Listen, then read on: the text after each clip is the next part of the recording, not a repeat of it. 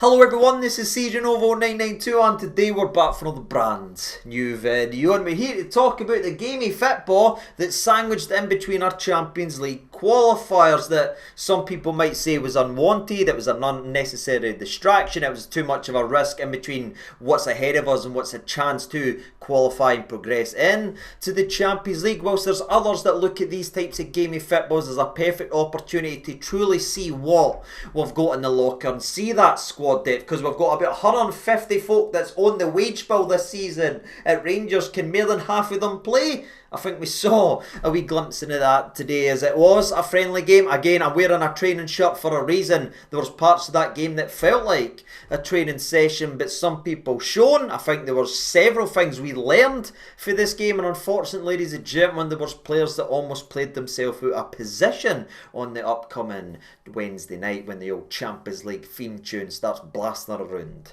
the old Daffin. So we're going to go ahead and talk about this game of football. We're going to break it down again, no really minute by minute, but the stuff that really stood out to me is some stock rose, some stock fell, and Russell Martin got sent off. Welcome to the John Beaton Show. And you know, it almost sounds like a parody or a daft wee one-liner that I'm sitting in front of you talking about a friendly in which your manager has been sent off, but it all happened. Ladies and gentlemen, Russell Martin was sent to the stands. He spent the second half up beside me in the seats, ladies and gentlemen, watching the game of football. But maybe it's fitted and maybe it's the perfect little storm for our man and head coach Russell Martin, because we talk about these friendlies as, what do we say? It's minutes under the belt, it's vital learning experience, and it lets the players get a wee taster of what they're going to face all season long. That's the point.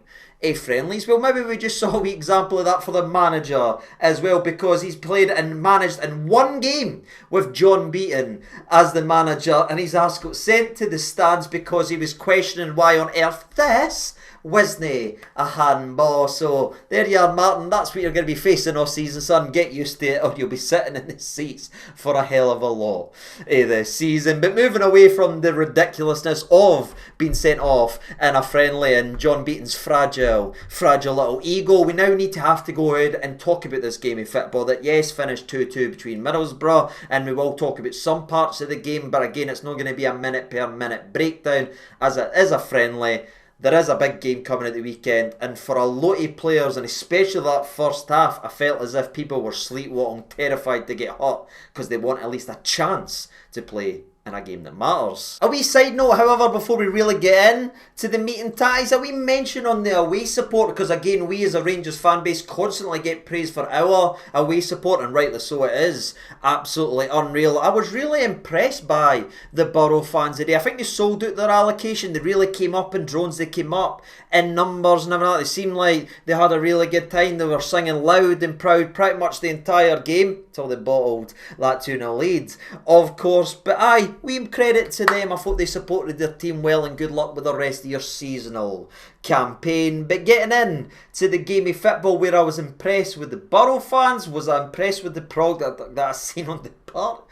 Nah, ladies and gentlemen, in fact, I was absolutely baffled by just how bad the first half actually was. And there is a couple paths ahead of us and a couple doors that we could go ahead and walk through here, ladies and gentlemen, to really break down this game of football, because again, the first half was so bad. I've seen it with my own eyes, right? I heard some stuff in the stands. I've seen a wee bit of stuff on social media. People were not happy, and rightly so. It was simply rough to watch, and it has to be a hell of a lot better. And I think if you rub out all the names, and if you don't know anything about Rangers and you just watch that first half, are you going to look at that first half and say that's a team that's expected to win trophies, or if that's a team that's expected to play in the Champions League? You'd say no to both of them. But again, there isn't just that blank template, there isn't just the names rubbed out. I think a wee bit of compromise and a wee bit of concession that does need to be made, because when you start filling in the names, you start explaining who the players are, and you start recognising the experiments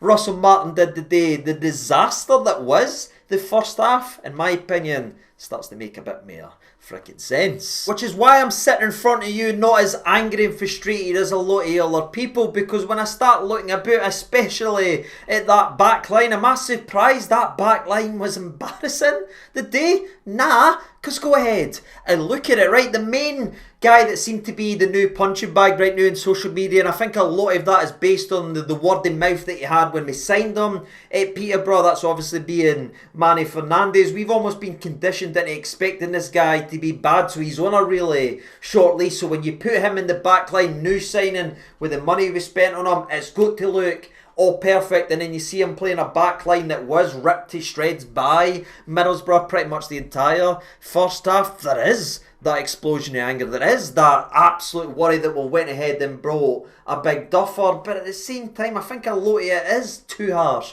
on the big man. I think he's taken a lot of the brunt of the frustrations that again are easily explained. I mean, look at his centre back partner the day. Big Manny Fernandes is just pretty much new to this club, right? That was his first start in terms of at Ibrox with that type of experience around him, or lack of. You would say he's still learning the ropes, but he's been tasked with being a leader in a backline that features basically a youth right back playing out of position at centre back, in a position, no disrespect to Mr. Hutton, he clearly isn't equipped to play, and I didn't say that lightly, right? I hate talking bad about the young players, I hate saying any of that, but he's never one that stood out to me being a right back. He's not one of these young players like a Bale Rice or a Finlay Curtis we've seen glimpses and be like, I want to see more. I've not seen him ever bang on the door of being a right back, you know, the position that he plays, never mind then a centre back at Ibrox, ladies and gentlemen. So he's dealing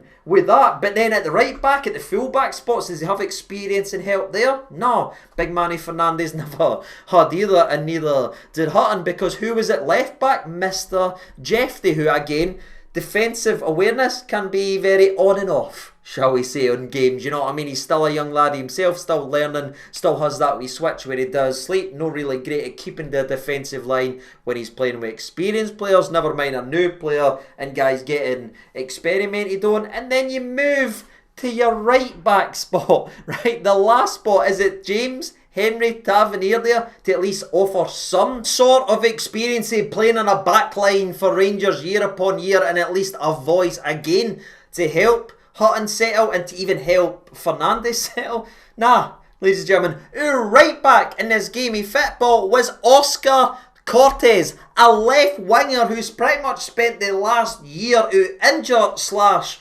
unwanted when it comes to Barry Ferguson's reign, where he just simply never selected him and simply wasn't impressed by him. So when you talk about that back line of Jeff, who again is up and down, Manny Fernandes, who's just new to the club, a youth right back that is getting played out of position, and then a left winger who's an attacking left winger playing at right back. Should we be surprised that defensively we were a mess? Nah, because when you step back and look at it, of course it was always going to be. And I think that's why I'm struggling, because if that was a backline of, say, Jeff and then Fernandes and then Nasser / Suter, then Tav or Aarons, if that's as bad as that is in the first half, then I'm agreeing with a lot of the anger, then I'm agreeing a lot of the frustrations, and then I'm probably sitting in my motor like I have done the last couple pre-season friendlies, absolutely pickled, saying what the hell are we doing? At least right now I'm going to give the benefit of the doubt, because it was about as bad as it was expected to be when you look at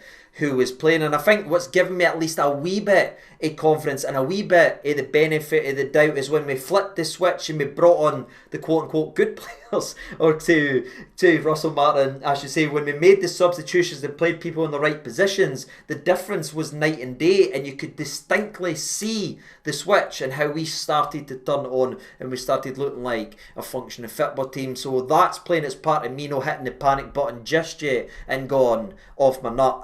Defensively we were a shambles in the first half, but again, look around, man, it was always going to be that way. So again, for me, that's no the surprise, and it's not really the biggest talking point in my opinion. What really surprised and almost shocked me in the first half was the move forward in terms in the middle of the park, as I was so disappointed in Bailey Rice and we Connor Barron, especially the latter, because I thought this was a perfect opportunity for Barron to really rubber step and almost answer the performance that he's just seen for Joe Rothwell, arguably man of the match in his first game for Rangers and a Champions League qualifier, pulling every string. Barron's up against him in the spot. So I was thinking, right, it's a friendly game. It isn't going to be full tempo. It's not going to be full blooded, but there's a chance there for Barron to roll the sleeves up and start pinging some passes about, put himself about, and really force himself back into the conversation by showing what a good player he can possibly be. But unfortunately for the wee man today, I thought it was dreadful. And again, where I could be accused of making excuses for Fernandes or trying to talk this up or shine this up, there's no excuse for the midfield to be as bad as that in terms of the first half. And again, Baylor Eyes needs to be mentioned here as well, as I thought the game just passed. The kid, he's clearly got son, he's clearly got talent. I just want to shake him sometimes and be like, show us, yeah man, run about, put yourself about. There, Kevin Thompson, if the game's bypassing you, there's a 50-50 there, just go and get it. Just get the crowd up. There's other ways to influence it, whether the game's bypassing him in terms in the middle of the park. And he's definitely got a wee bit in the game. But the midfield just never worked entirely in the first half, and that should have been a little better. Both of them looked like they never knew what they were doing. There was just no movement there. And I think the clearest example, and maybe a positive you go for the midfield change, is the change that was made at half-time where Dessers came off. We will speak about that later on, don't worry. We're going to dive into that. But the substitution at half-time was to help the middle of the park, because again it was drowning, but the help came in terms of Mr. Lyle Cameron, who I thought was absolutely brilliant. Now I think he won the official man of the match for the game, and he came on at half time, so it shows you the level in that game. Oh, by the way, I forgot to mention Barami was bad as well. I was trying to think there who was the other midfielder the entire time. I've been talking just as bad as Baylor Eyes, almost as just as bad as Connor Barron in this game, but it'll make sense in a minute. Stay with me right there. But Lyle Cameron came into the game of football and he just started picking up spaces. He got the ball in the half turn, so this possession football that Martin wants today, when the players are playing it right, it can be fast. He was curling balls in behind to the winger, he was bringing here, he was pulling a defender out there, and it started to actually make sense. In the midfield that was stagnant and no doing in the first half was suddenly injected with a wee bolt of energy and a bit of imagination, and it started to get it clicking, it started to get it ticking, and you could see why the wee man was introduced. So there's a lot of frustration towards the midfield and maybe even disappointment in terms of the midfield, as I was hoping Barami would have grabbed his chance as well. But the one that stood out to me and grabbed all the headlines in this game versus Middlesbrough was my wee Lyle Cameron, who if he keeps playing like that, will not be long till he's in the starting 11. And my last wee thing to break down in terms of the first half not being the goals that obviously we'll mention briefly is Mr. Gentles. I was impressed with him versus Club Brugge. I thought he's put himself about, won a lot of headers, knew what he was doing, but I felt like he really came up short in today's game. Now again, it wasn't played perfectly for him, as I think he was almost asked to play out on the right, almost a Kieran Dowell role. And that never, and see the fact that I just said the Kieran Dowell role, by the way, just hurry up and get a right winger in, please. That's really depressing that I've just said that and I've just realised they've said it. But young Gentle's getting played out on the right hand side, man. The game again just bypassed him. He was just out his element, and I think his confidence was zapped the longer the game went on. And I know they tried his best, and I think that was the reason you saw Dessers almost sacrificed at half time instead of Gentles, because I think if you take Gentles off after having about 2 touches the entire game and Fawn Airmere, then he passed the ball, you're probably wrecking the kids' confidence. So I understand what Martin tried today to try and move and fix the midfield while putting Gentles in there to get the rub of the green, but I felt like it was a wee bit an indication there that the kid's not really ready to break anywhere near the team right now. You know what I mean? There's always that moment when it comes in pre-season when the young talented players or the B players or the youth players, whatever people want to classify them now, it changes too much for my grey noggin. There's always reaches a point where you go, yep, that's the level we're at right now. We can come and adjust it after another 6 months to a year and see if they've improved. And that's slapped down today, in my opinion, for both Hutton and Gentles. It comes every pre-season. There's a moment Josh McPake and that looked like he was going to be a world beater. Then he comes up to a pre-season game and you go, okay, he's no ready here. Kai Kennedy and all that. It happens with young players, and that's why you've got to sink or swim. And unfortunately for the 2 young laddies, I just felt like that's the moment right there. Right, let's keep development then. Let's give them another chance maybe next year, or loan them out, get them more experience and see if they can kick on and be the players they need to be. And that will obviously come from game time that they're not ready to have yet in a Rangers team, in my personal opinion. But that's probably my mental notes from the first half. In terms of the game breakdown, obviously it was slow, it was really ugly, it was very passive. Even Cortez, when he had the opportunity to really gallop in the right back spot, I'm going, go on son, run, that's why you're out there, run with the ball. But he just doesn't look like he's got much confidence now. I didn't personally think he's anywhere near as bad as about the guy 4 seats in front of me was saying he was actually playing right. I didn't think he was that bad, because I actually thought defensively, weirdly, he put in a couple challenges. I'm going, really? The boy that jumps out of challenges is now making them. What in the inception am I watching right here? So I didn't think he was necessarily bad today. I just thought he was maybe painfully average. It might be pretty damn worse. But there was a couple times, couple wee runs that he tried to have in breakdown, but it never quite gelled for Oscar Cortez. But again, we're talking about a left winger here playing as a right back. Was it ever supposed to? I don't know, you can let me know down in the comment section below. But the way we concede's obviously from a set piece, and it's really, really poor, ladies and gentlemen. The ball comes in from a corner kick after we end up getting countered, by the way. The way it breaks down, ironically, was at the feet of Cortez, so he actually went for a nice wee run. Right, son, right? He tries to play the ball and it ends up breaking down from there, from one counter-attack. There is one long ball in behind the defence of Rangers. That son we talked about with the Russell Martin system. That's why we need fast, athletic centre-backs, because that's the way this guy coaches his team to play. One long ball, Manny gets underneath it, trying to hold on to his man, and I believe it's Jeffy that's job's there to say, put the pressure on. Jeffy does. It's either a save by Kelly or it's a block for Jeffy. I couldn't quite see it from there. We recovered well, and I'm thinking, right, let's just get this corner away, and we've done well to sort of avoid that danger. Ball comes in, named the attacks. I think both Rice and Manny Fernandez just sort of hesitating, like, are you taking it? I'm taking it. The ball just drops, it's into the back of it. It's peak Rangers, it's conceding set pieces. It's kind of the usual. But I guess it's usual for us because we see it every year, but maybe the suspects that were involved in it, it isn't usual to them just yet, as either they're a young laddie or again they're just new to the football club. But they've got to learn for that experience. Please, any day what the other youngs have been doing for year after year by no learning. Doesn't matter if it's your ball, my ball, just get up, throw your head at it. Even if you bang into each other on the way up, somebody's got to take accountability. Never let a ball bounce anywhere near your box, because we just didn't have any luck when it comes to set pieces. But aye, that was 1-0 to Middlesbrough. Some ugly spells of possession filled with us, and then Middlesbrough countered again. They have a shot drifting just left to the wide. They then hit the post, by the way, and they end up making a blockage. There was genuinely a period about the 26th minute we could have been 3-0 down, if not 4, and you would probably hold your hand up and say, yeah, that's about fair. Now, speaking of fair, ironically, it takes me to the 33rd minute, because I'm jumping a lot of ugly position, a lot of frustrating, but I just have to for my own mental well-being. But we jumped to about the 33rd minute where wee Hutton again is hesitating on the ball. He doesn't know what to do, ends up losing the ball. They run through it, wee pass, then a wee swept pass. It's tapped in the back in it, but it's given offside. Now, again, I've not watched the entire replays of this one from my angle. I just assumed he was offside because the flag went up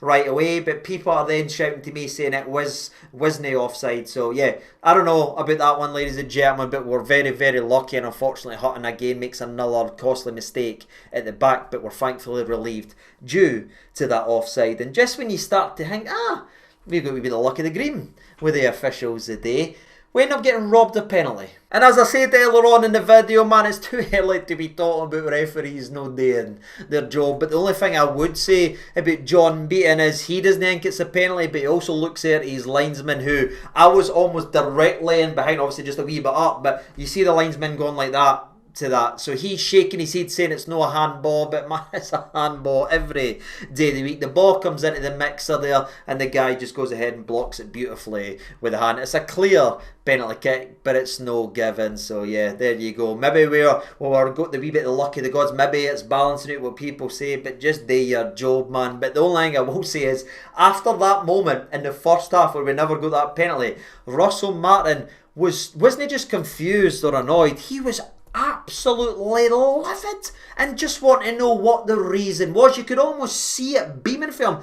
Tell me the reason that wasn't a handball. He just kept repeating it, and kept asking what the reason was why it wasn't given as a penalty kick, and he must have said something eventually that was a bit too far, as he was then sent off at half time. But I never left his edge, and I mean the edge of his wee zone, talking into the line, or asking why the hell that wasn't a handball. But to end up the first half with something else other than the officiating that we seemingly, or even in friendlies, we need to talk about these absolute clowns. But the only other thing that we need to talk about is around about the 40th minute, Dessers just takes a ball in the half turn in the middle of the park, just bypasses the possession, runs forward with the fit ball, tries a shot that ends up going out for a set piece that we ended up wasting. But that was the closest it came for CD number 9. And again, as we mentioned earlier in the video, he is then withdrawn at the start of the second half, and I think that was to protect Gentles as well. But I don't know where Dessers fits with Russell Martin's system. You could see him, he was very frustrated, his arms were going about, he was looking a bit like Morelos today, he was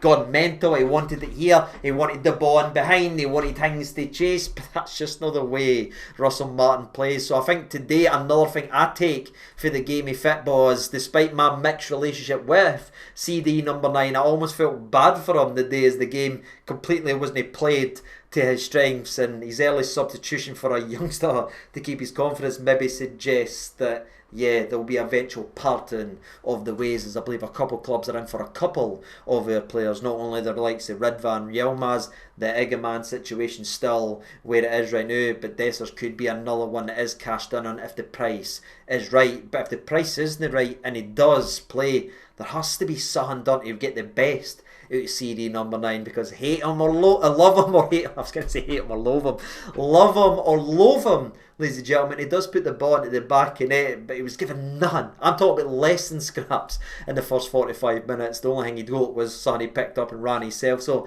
interested to see what you thought about Serial Dessers. To me, it looked like when we played Goldson last season, a pre-season game, then he was sold. It looked like when we played Proper in one of the earlier pre-season games, you know, the day he's been sold. It just looked like one of those games where it's clear to everybody there's no future there. But now that I've said that, I imagine he's going to score midweek and be a hero. That would be very nice. But anyway, getting on with the second half again with the introduction of Lyle Cameron. We talked about that change in the middle of the park, which was good. It got everybody looking a bit better in the middle of the park, but unfortunately Josh was still getting manhandled up front and not being able to do nothing. And again, defensively, it was an absolute riot. So it was no surprise we were 2-0 down. Again, it's another set piece. It's horrific. It's that very high line. We saw it versus Panathinaikos too, when Jack Butland ended up getting made into a save, although I'm pretty sure it would have been offside if it was VAR, and it did go into the back of net. But this one's another one where it is really tight. If we are doing this high line, I think it's very, very risky to do a high line like that when you've only got one centre back on the park,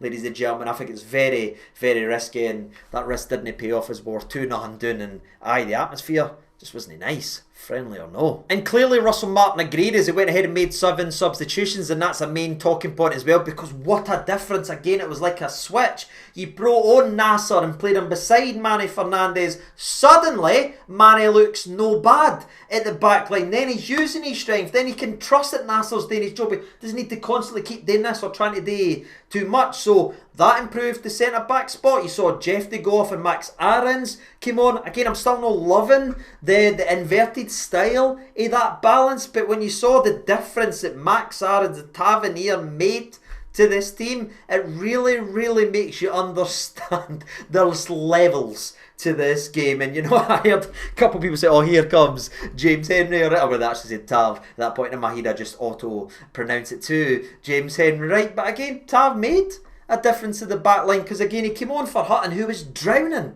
in the game, and instantly just calmed things down. And sometimes it is just picking the right pass, sometimes it is going into the right position. And again, love him or loathe him as well, he can still do that. He's not got the legs to bomb up and down anymore. That's why he's protected in that back three. But everything just worked better when the 7 substitution was made, and the likes of Raskin and all that came on. Even Danilo coming on went ahead and was a live wire. So again, the takeaway I'm getting for that substitution is there is players miles off where we need them to be, although one of those substitutions was Gazima. So I felt bad for him today. He was just left abandoned. He tried to make a couple runs, tried to make a couple passes, but even when he did beat his man, he was trying to cross it to the likes of Josh. I'm not going to keep picking on younger, but it just wasn't working out. But again, he's definitely one I think there is a player in. You should never be able to get doubled up on a friendly. That's the other side that needs to bring some balance, but there was no balance there. So they just choked out and doubled up on our most attacking creative player.